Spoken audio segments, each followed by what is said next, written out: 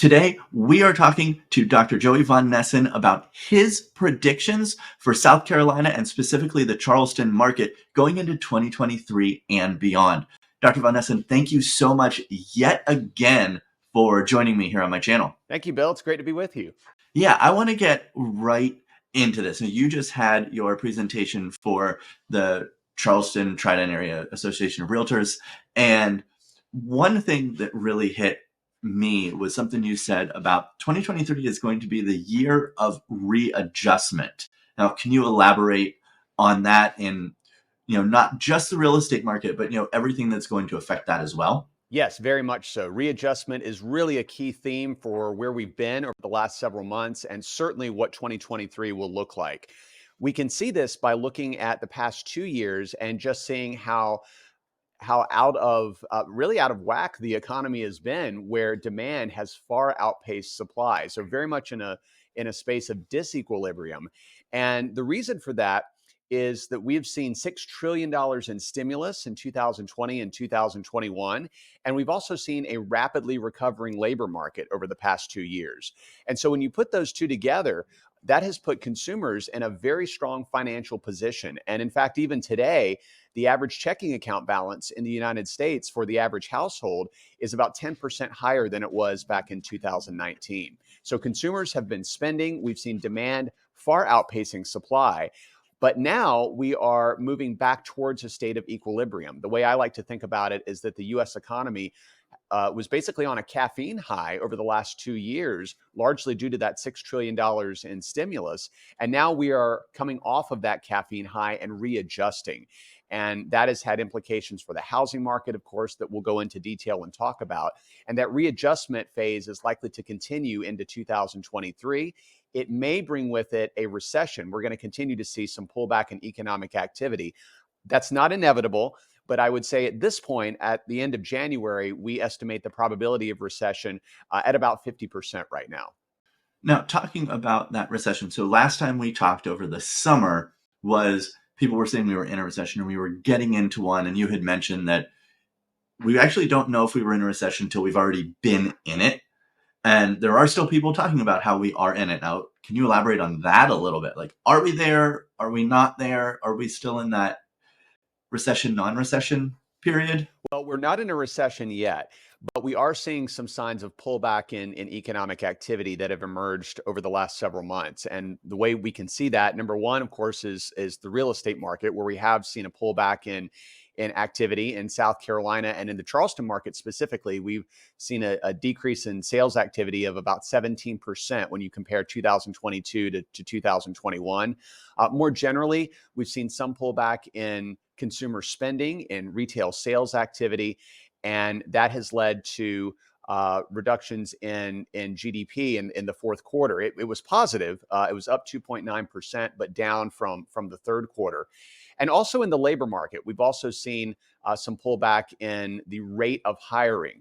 And in South Carolina specifically, when you look at employment trends, you'll see that in the second half of 2022, employment growth has been close to zero, not negative, but we haven't been seeing significant positive growth as we had been in 2020, 21, and the first half of 2022. So there are some signs that the economy is slowing, but we're not in a period where we're in a recession yet.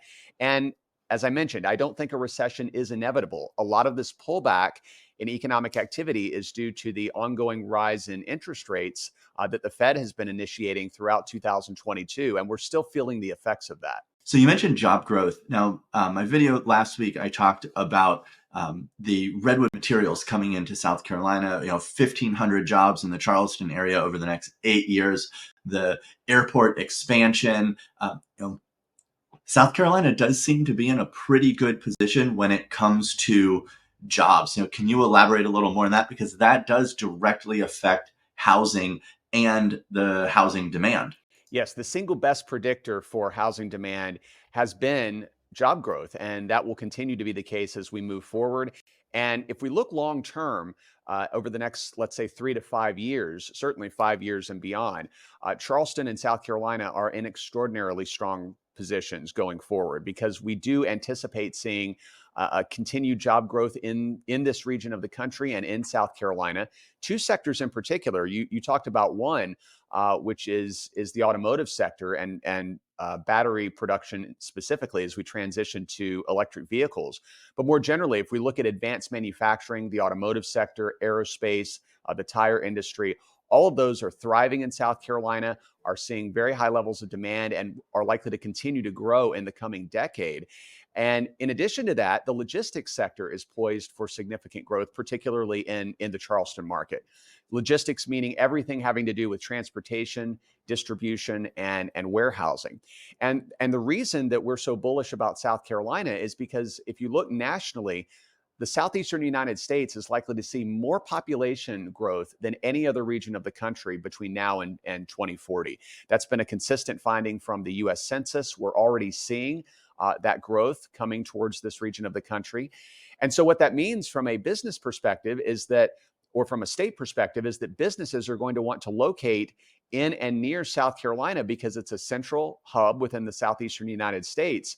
And it allows warehousing and distribution businesses, think about Walmart and Amazon and others, they're going to be wanting to locate close to the large customer base that they're going to be distributing goods to. So if more people are moving to the Southeast, those are more customers they're going to be wanting to locate close to.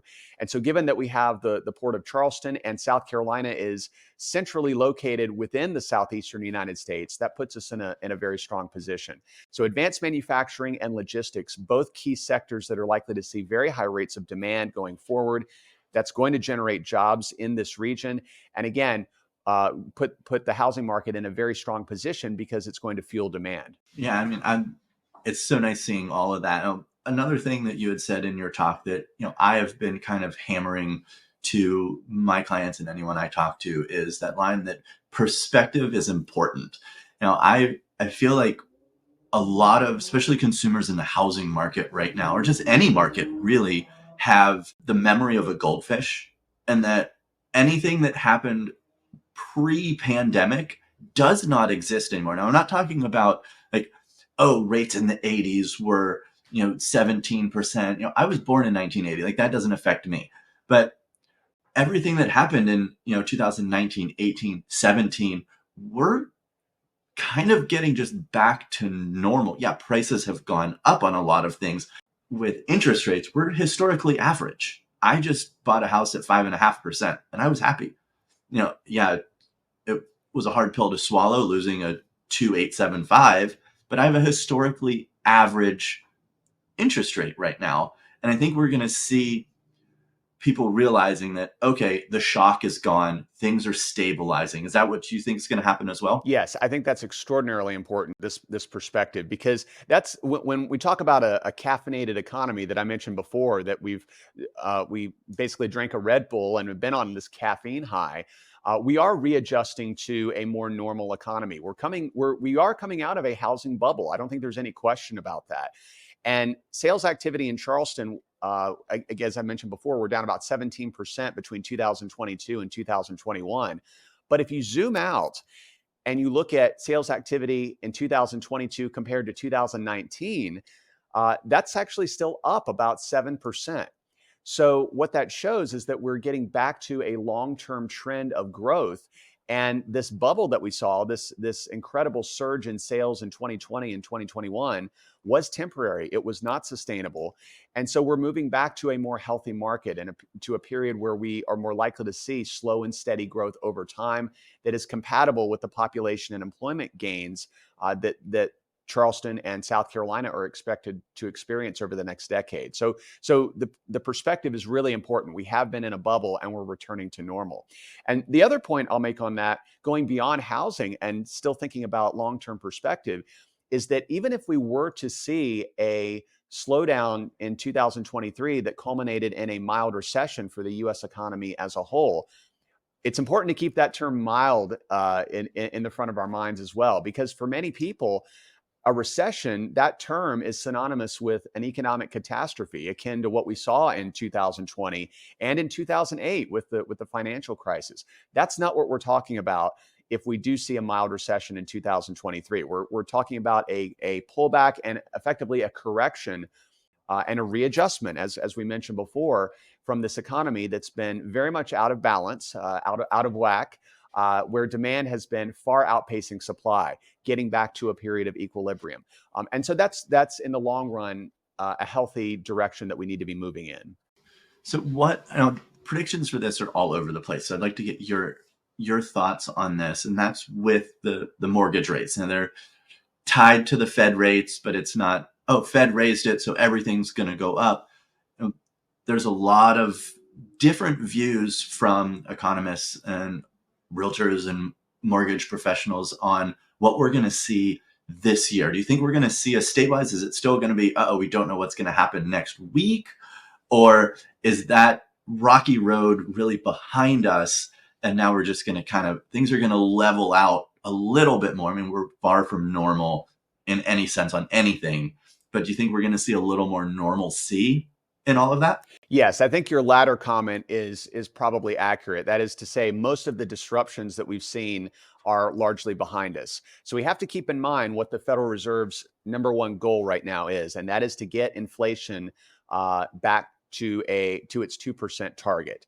And as Chairman Powell has said, the goal of the Fed is to see a meaningful reduction in the inflation rate, and that's what they want before they're going to pause these interest rate hikes. In 2022, remember, we saw 7 interest rate hikes, and that's what led to basically the doubling of mortgage interest rates in 2022. But as we look ahead, we are seeing the economy slowing a bit. We are seeing inflation come back down. It has pulled back to 6.5% from 9.1% where it peaked last summer. Again, that's still pretty far from our 2% target, but it is a significant decline. And especially in the fourth quarter of 2022, we can go into some other specific measures, but inflation really pulled back significantly in the fourth quarter.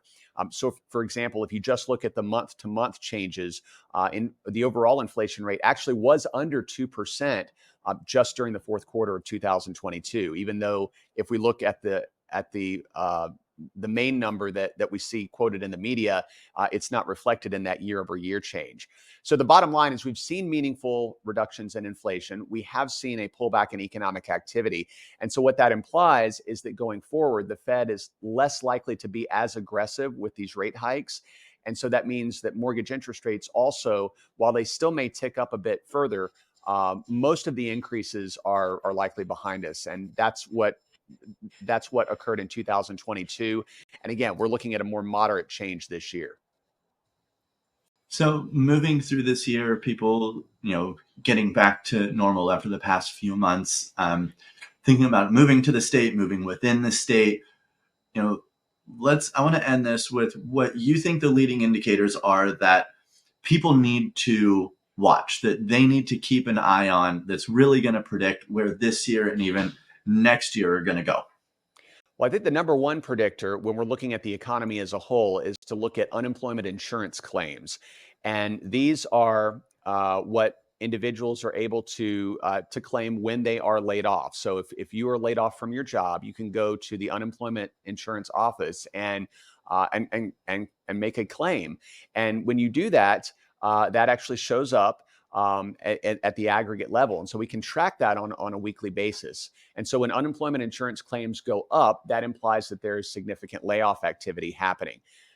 Right now, we haven't seen those claims tick up in any meaningful way. So that is still a measure that suggests that the economy is doing well, meaning that we've seen or are continuing to see stability. But that is one metric that is updated on a week-to-week basis. So that is a good real-time metric to track. The second is looking at overall consumer spending patterns. If we do continue to see a pullback in consumer spending and in retail sales, again, that suggests a broader pullback in demand. And remember that consumer spending is about 70% of the total economy, 70% of GDP. So that is a major driver. So if we see a significant pullback in consumer spending, that would be a sign that we're more likely to see a mild recession in 2023. And then finally, just looking at employment overall, looking at employment gains and losses by sector, but more generally, are we gaining jobs or are we losing jobs as we move forward? As I alluded to before, in South Carolina, job growth has slowed, but it is still positive.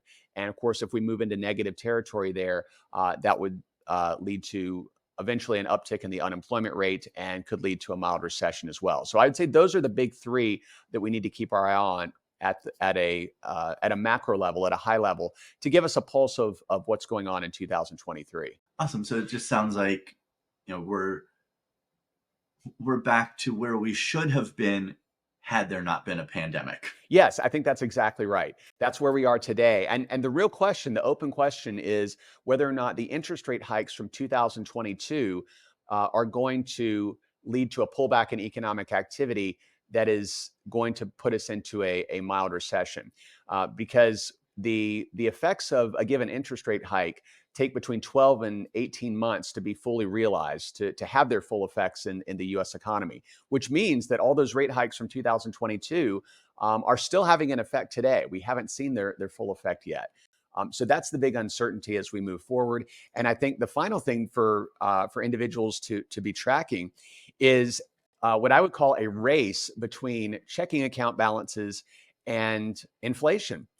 The idea being that, as I mentioned before, checking account balances are still about 10% higher than they were in 2019 for the average American household, which means that they've been able to continue to spend even though we've had relatively high inflation because they've had these excess financial reserves.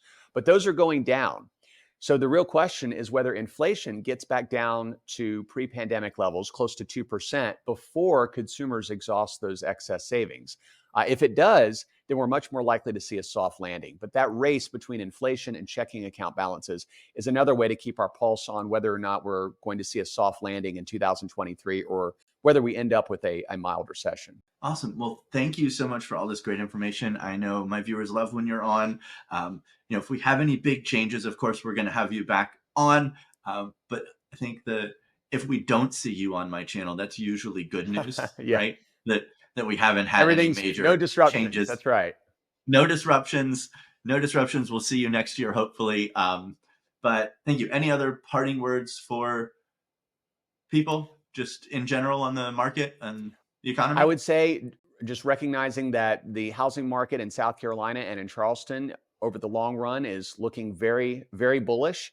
So if you are in housing, in the industry, in any capacity, the long run future outlook is extremely positive. But we do have to keep in mind that 2023 may be a bit of a rocky year because we are readjusting to market norms that were that are pre-pandemic norms. So just keeping in mind the difference between the short run and the long run. And even if we do see a bit of a rocky start this year, that the long run outlook is still extraordinarily positive for South Carolina. Well, thank you so much. And everyone, if you're watching this, if you want to see what we talked about last year at this time, I'm going to put that video right over here so you can see how his predictions came to be. We also did a video over the summer. We love having you on. Thank you so much. And everyone, I will see you on the next video.